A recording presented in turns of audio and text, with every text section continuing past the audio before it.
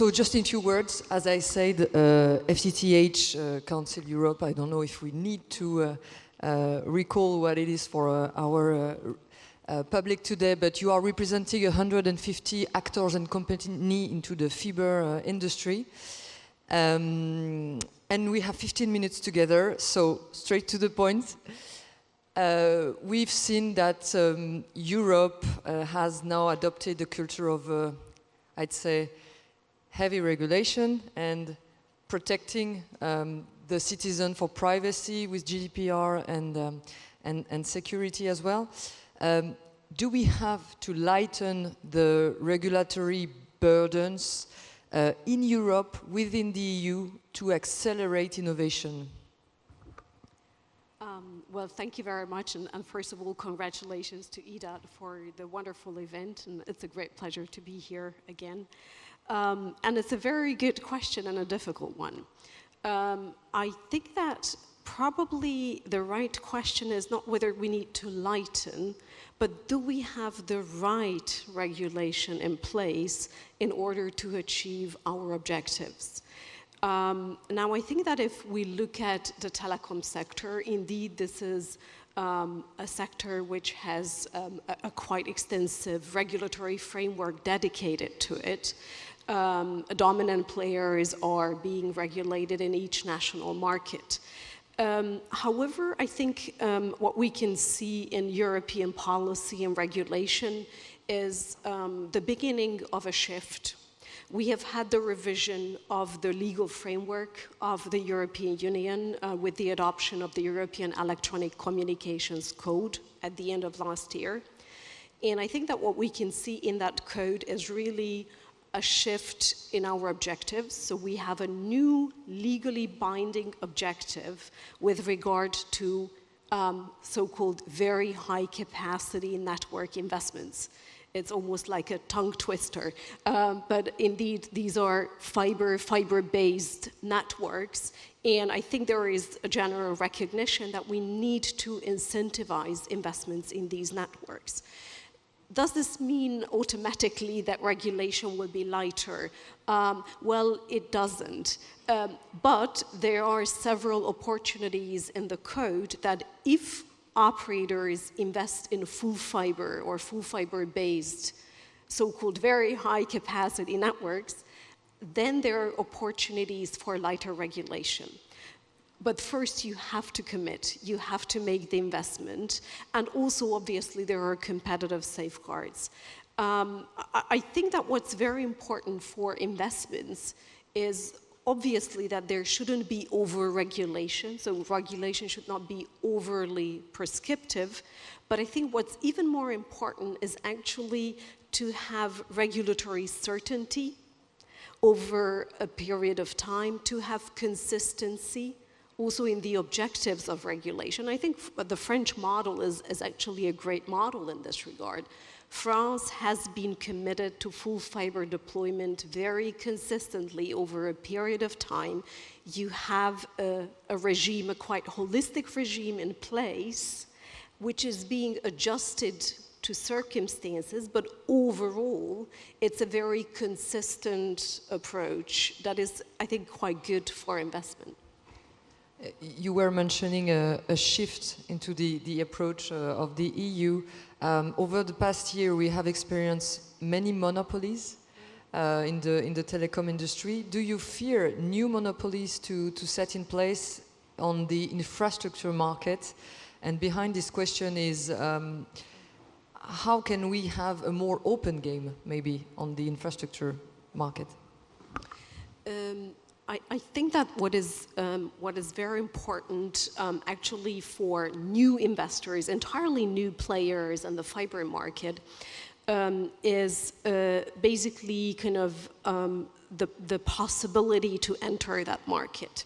And we all know that to deploy full fiber or fiber-based networks is quite expensive.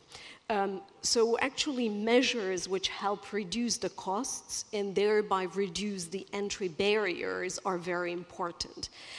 We have today a so-called broadband cost reduction directive in place, which was meant to actually reduce the deployment costs by ensuring access to so-called ducts, whereby you don't really have to dig, but you can just put your fiber line into someone else's existing duct, which can reduce deployment costs by 70 to 80% actually. But this hasn't been very effective. We have not seen a major reduction in costs. We have not seen a real implementation of that directive, for that matter, across Europe. So I think that kind of the first thing, one of the first things for the new European Commission and new European Parliament is actually a massive rethink and revision of how we could really reduce the cost of new network deployment. New networks are the digital highways enabling innovation, startups, economy 4.0, and so on. We need to get them into place as quickly as possible and as efficiently as possible. So to sum up, which would be my next question, it's what would be the good policy in EU to be a leader in infrastructure? And I'm very interesting to hear that it's not only deregulation, it's also to lower the price. That would be the shift, the true shift in the EU? I think that first of all, actually kind of reconfirming at the political level the commitment to actually prioritizing full fiber investments would be, I think, very important. I think the next step, as I mentioned, is really to make sure that these deployments can happen more swiftly, more cost efficiently than today. We tend to speak about investments a little bit in the abstract, but what it really is, it's construction work. So we have to get very, very practical about it. How can we help these constructions actually happen and not to have to go, get permits at the national level from the regulator, then go to the mayor's office, then wait for several months to get a stamp on your file, but really to speed up these administrative processes, cut red tape, and really speed up deployment. Secondly, I think there is always an elephant in the fiber room or in the discussion about digital infrastructure, and that's copper. We have a massive amount of copper in the ground in Europe. And before we actually get clarity on what we will do with our legacy networks, which are also not energy efficient, not really environmental friendly, they are very expensive to operate, especially if you're a copper network owner and you have deployed full fiber, and next to it you still have the legacy network in parallel. It's very costly and very inefficient. If you're a new investor in fiber, then you really need to know what will happen to that parallel copper network in order to work out your investment case, your business case for full fiber. If you're a consumer, you will need to know ultimately what will happen to the old line in your house. So it's a very complex issue. I think that we should get in Europe, sit together, copper network owners, new players, consumer organizations, all stakeholders, and have a very open and honest discussion about how can we make our sector greener and what will we do with legacy copper. So if I listen well, those criteria are not in place yet in Europe. It's a wish you are doing. We've been welcoming different actors today from Asia, from the US. Do you observe these measures and agility elsewhere in order to see if we can really compete, if it's too slow to change? Is it better in Asia or in the US? I think it is different. And I think that there are things that we can definitely learn, and there are things which are just objectively different. When it comes to removing barriers technical, practical, administrative barriers to deployment. Coincidentally, this is also a top priority of the FCC in the US today. Although in the, in the headlines, the discussions are more about what will the US do about net neutrality, but actually the #1 priority they are working on is really removing administrative barriers. Another concern that has popped up both on the other side of the Atlantic as well as here is actually misleading fiber advertisement. In the US, it has appeared more in the form of misleading 5G advertisement. And this is, again, an area I think where Europe could look at France as a country of best practice. It's misleading to consumers to listen to advertisements of copper-based broadband as of fiber speeds or fiber experience or a fiber line. It's not a fiber line. Only full fiber is fiber and should be advertised as full fiber. It really creates a misconception about the value proposition and the brand that fiber actually provides to end users. And France has actually a very clear legal framework for this. But there are very different approaches to this in Europe. So I really think that at a European level, we need to get clarity that when you're advertising kind of broadband, you must call fiber you must call fiber when it is indeed full fiber. If it is not, it shall not be called fiber. And on top of this misunderstanding and unclarity, we do have as well environmental question, which will be the last question for the last 3 minutes we have. Are you personally confident that technology can reduce the environmental footprint of digital consumption?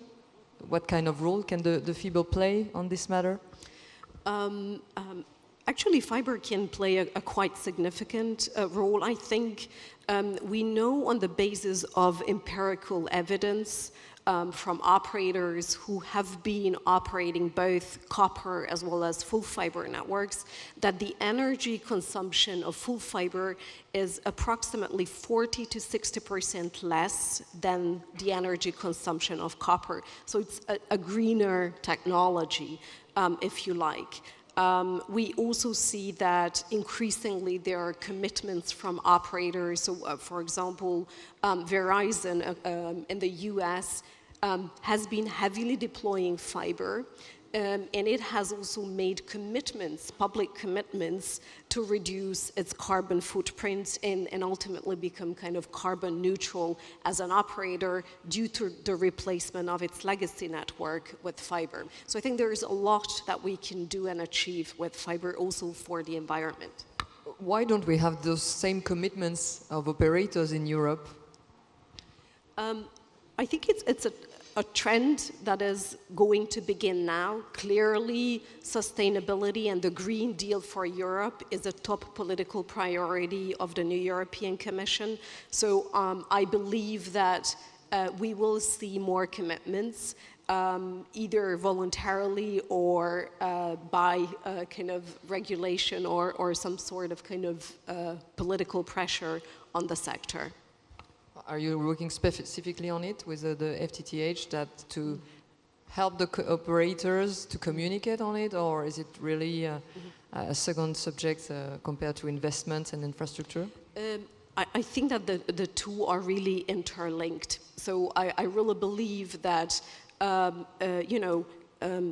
investors are also increasingly required to look for green, more sustainable projects. Therefore, they are seeking opportunities to invest in things which are more friendlier to the environment. So I believe that also fiber will gain actually traction because of its more sustainable and energy efficient nature compared to other technologies. And I have less than a minute bonus. I'd like to ask you, how do you imagine the fiber market within maybe 10 years on a long term? How do you see our uses or the companies of the fiber market within 10 years? Well, I think my vision really for after 10 years is that there will be full fiber everywhere, enabling a plethora of different services.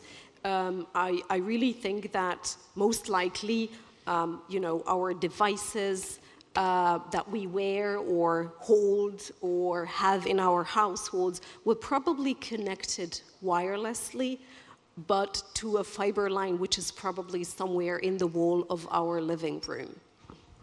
Thank you very much, Erzsébet FITORI. We can thank you very much and applause. Merci beaucoup.